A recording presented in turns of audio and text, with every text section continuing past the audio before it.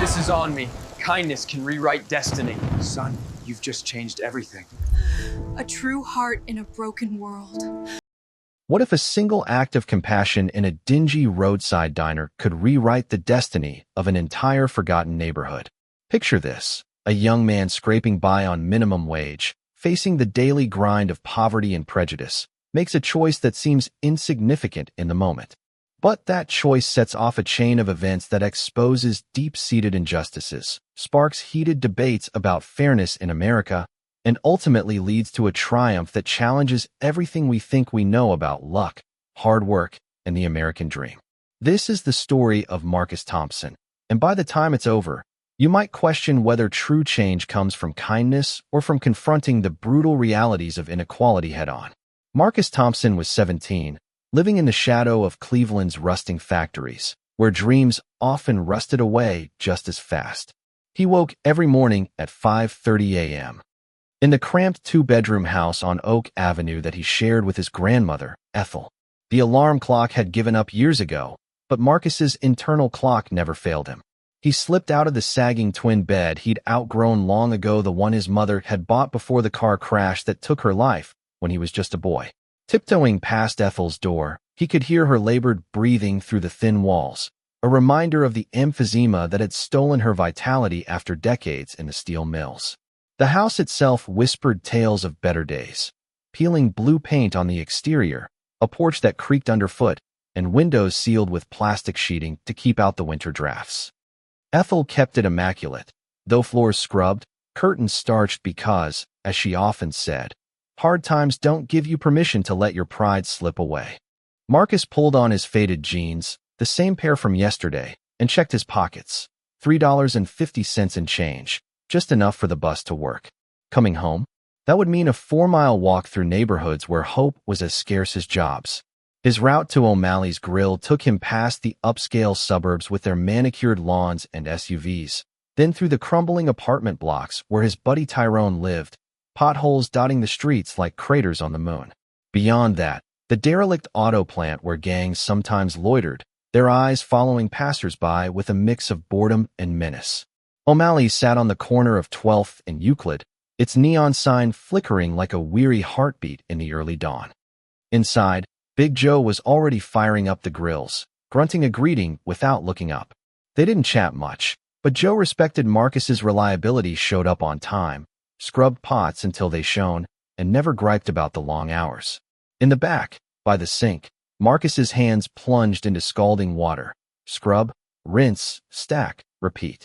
His palms were calloused now, rough like sandpaper, and he sometimes wondered if hands like his could ever hold a diploma or type on a fancy office computer. Through the grimy window overlooking the parking lot, he watched the world wake up. Families rushing to school drop-offs, blue-collar workers grabbing black coffee, executives in ties barking into cell phones. Lives that felt worlds away from his own. By 7:15, his morning shift ended, and school beckoned. Lincoln High School loomed like a fortress of faded red brick on the city's east side, its halls echoing with the chatter of kids from backgrounds much like Marcus's. Lockers jammed, computers from the Stone Age, but here, Marcus shed his dishwasher persona. He was the straight A, student who aced every test, the one who spent lunch breaks helping classmates with algebra or history essays. Ms. Hargrove, his history teacher, spotted his potential early. "Marcus, you've got a mind for strategy and justice," she'd say. "Ever think about college? Law, maybe, or urban planning?" College? The word tasted like a foreign delicacy. Kids from Oak Avenue didn't go to college. They went to factories, if they were lucky, or worse, to the streets where violence lurked like a shadow. But MS.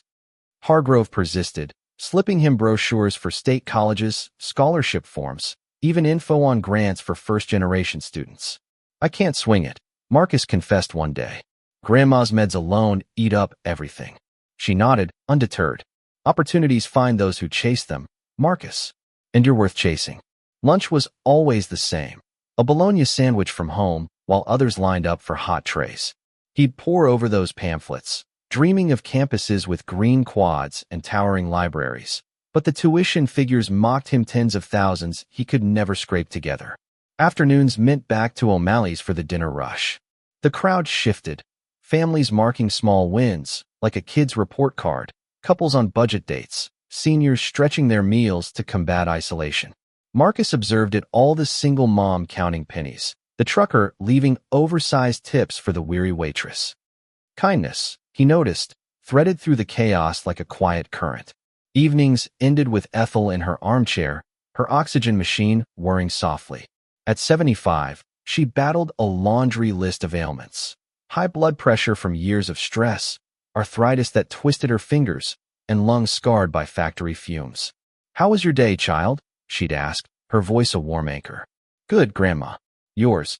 They'd skipped the heavy topics, the skipped doctor visits, the utility bills piling up, the college apps hidden in his drawer. Instead, they'd watch the evening news, stories of corporate bailouts for the rich, protests against police brutality in cities like theirs, tales of inequality that hit too close to home. Marcus often wondered why the system seemed rigged against folks like them, why violence in the streets went unchecked while the powerful played by different rules. But tonight, everything would change. Unbeknownst to him, for the past 3 days, shadows had been watching. Inquiries about the kid who carried groceries for widows, who mentored younger boys to steer them from gang life, who gave his last dollar to a homeless vet. A test was brewing, one that would force Marcus to confront not just his own hardships, but the broader injustices simmering beneath. November storms in Cleveland didn't drizzle, they assaulted. Rain pelted O'Malley's windows like gunfire, turning the lot into a swamp. Marcus finished his shift, stomach rumbling with excitement. For 3 days, he'd scrimped no vending machine snacks, no extra bus rides, just to afford a proper meal as a customer, not a worker. The cheeseburger and onion rings at the counter symbolized freedom, a rare treat in a life of rations. But as he reached for his tray, his eyes caught table 8 in the corner, a spot usually for anniversaries or family gatherings. Tonight, it held an elderly white couple, drenched and defeated. The woman's gray hair clung to her elegant wool coat, which even soaked screamed luxury. Her husband sat erect, his tailored suit sodden but impeccable. They'd ordered only tea, sipping it for over an hour. Marcus watched as she rummaged through her purse again, panic rising. Contents spilled. Tissues, a silver compact, but no cash, no cards. Her husband patted his pockets futilely, pulling out a vintage silver locket, but nothing else. "I swear I had it," she murmured, voice cracking. "This has never happened to us." Lisa, the night waitress, approached hesitantly, bill in hand. She'd seen this before, good people in bad spots, but policy was policy. "I'm sorry, but..." The woman's face crumpled. Through snippets, Marcus pieced it. Their Lincoln sedan had stalled on I-90, 2 miles out. They'd trudged through the downpour to call for help, but the diner's ancient phone was dead. "Perhaps collateral," the man offered, his voice carrying old money poise. "My locket, or my wife's documents." Big Joe emerged from the kitchen, arms folded. He wasn't heartless, but margins were tight in this economy. "Can't do it, folks. Wish I could." The couple rose, dignity intact, but spirits broken. Outside, thunder roared, lightning flashing over their stranded car. "They can't go out there," Lisa whispered. "Not like this." Joe turned away, back to survival mode. Marcus stared at his steaming meal, then at the couple nearing the door. The woman glanced back, eyes pleading with the warm glow they'd soon abandon. That's when Marcus acted. What he didn't know was this was orchestrated. The car breakdown staged, the lost wallet secure in her pocket, the locket hiding emergency funds. This was the climax of a 3-day vetting, designed to probe his soul when the stakes were personal. He didn't hesitate. Tray in hand, he crossed the floor. "Lisa, wait." The couple turned, surprise etching their faces. "Folks, this is on me tonight." Silence fell. The woman blinked back tears. "Young man, we couldn't." Marcus set the food down, sliding in uninvited. "My grandma says compassion grows when you share it. Please, eat." The man's hazel eyes locked on him, grateful, yet appraising. "This is your meal, son. You earned it." "I can earn another," Marcus replied, waving Lisa over. "Fresh tea, and see if Joel let you use the office line for a tow." As Lisa hurried off, Marcus introduced himself. "Marcus Thompson. Edward Harrington," the man said, grip firm. "And my wife, Victoria." Her hands trembled as she nibbled an onion ring. "We haven't eaten properly since morning. Our car died on the highway, thought we had our wallet." Marcus shrugged. Stuff happens. To everyone. Edward leaned in. You work here after classes? Saving for what? College, maybe. Urban studies. Want to fix up places like this, better schools, clinics, jobs. It felt vulnerable, sharing dreams with strangers. Edward nodded, eyes piercing. Tell me about your neighborhood. Odd for stranded folks. But Marcus opened up. Lincoln High's outdated tech, the distant air leading to untreated illnesses, the shuttered factory ripe for revival, but left to decay. Victoria clutched her leather satchel tighter. Marcus glimpsed formal papers inside, a silver emblem he couldn't place. Lisa returned. Tow guys coming in 15. Edward jotted on a napkin. Marcus Thompson, 142, Oak Avenue. Son, what you did speaks volumes about your heart. Victoria whispered to Edward, who nodded. Show him a bit. She cracked the satchel. Legal docs, blueprints, that emblem again. We're not just travelers. We're here on business. Before Marcus could probe, the tow truck arrived. Edward transformed, commanding, authoritative. Mechanic, he barked. Fix it fast. Cost no object. Marcus froze. Minutes ago, they couldn't buy tea. Now money flowed? As they left, Edward gripped his shoulder. We don't forget true decency, son. Victoria added. It means more than you know. Their car roared to life effortlessly. Marcus sat alone, pondering the enigma, unaware Edward was already dialing. Background checks, school records, references. We found him. The diner hummed quieter after.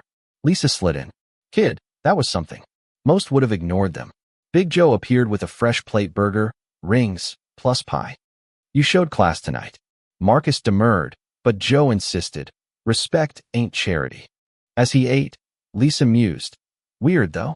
Tow guy said the car was fine, just a loose cable, like it was tampered with. And Edward paid with a fat wallet. Marcus frowned, lost, then found. Walking home through affluent enclaves and blighted blocks, he mulled the oddity.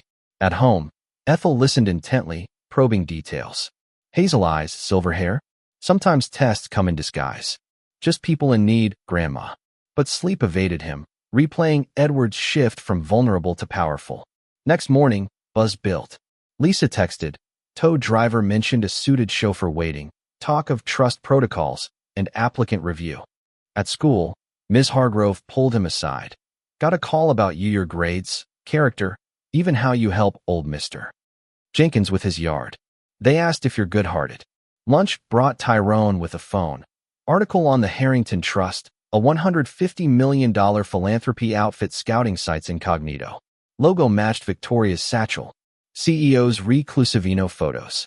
The intercom crackled. Marcus Thompson to the principal's office. Heart pounding, Marcus entered to find Edward and Victoria, transformed in bespoke attire, documents splayed. Hello again, son. Marcus stammered. You're Edward Harrington. Indeed. And you fed one of Ohio's top philanthropists. Shock hit. Why? To test you. The folder, Marcus's life dissected transcripts, Joe's rave review, neighbor testimonials. We've watched for days. Your name kept surfacing as a beacon of integrity amid hardship. The car, volatile fake. Betrayal stung. You lied. We engineered authenticity, Edward countered. To see real character, unprompted. The offer unfolded. Full ride to any college, internships with the trust, then leadership of a new center named after HEMA $20 million hub on the old factory site. Blueprints showed clinics, tech labs, vocational training, a beacon against poverty's violence and injustice. Why me? Because you see potential where others see despair. You fight inequality with action. Marcus grappled. The deception versus the dream. High drama ensued, internal turmoil over trust, debates with Ethel about systemic unfairness. They play games while we scrape by. But the vision won. Healthcare for Ethel, jobs to curb street violence, education to break cycles. He accepted, vowing to use it for good. 18 months on, the Marcus Thompson Renewal Hub stood proud, glass facade gleaming. Marcus, 19, juggled college at Ohio State with oversight. The clinic saved lives, including Ethel Sure lungs clearer, spirit revived. Labs boosted Lincoln's scores 25%, training birth businesses, slashing unemployment and related crimes. But tension arose. A funding dispute exposed boardroom biases, sparking public outcry over racial inequities in philanthropy. Marcus navigated scandals, confronting Edward on past oversights in underserved areas, fueling debates on whether such tests perpetuate power imbalances. 2 years later, at 21, as director, Marcus faced a crisis. A family evicted violently by slumlords sought refuge. He intervened, providing aid, but it ignited controversy. Critics accused favoritism. Supporters hailed it as justice against housing injustice. The hub thrived, serving 3,500 yearly, birthing 50 jobs, 15 startups. Crime dipped 20%, not from force, but opportunity. Marcus's speech at expansions. This proves kindness combats violence, but only if we dismantle the systems breeding injustice. In the end, Marcus stood on his porch with Ethel, watching kids play safely. The Harringtons faded to mentors, the hub self-sustaining. Marcus had not just risen. He'd lifted his community, proving one act could spark revolution. The story closed with harmony. Poverty's grip loosened, injustices challenged, hope enduring. What do you think about the themes of violence and injustice in everyday American life? Share your opinions in the comments below. Do you believe acts of kindness can truly overcome systemic barriers? Or does real change require confronting power structures head-on? Take a stand and express your views. I'd love to hear how this story resonates with you.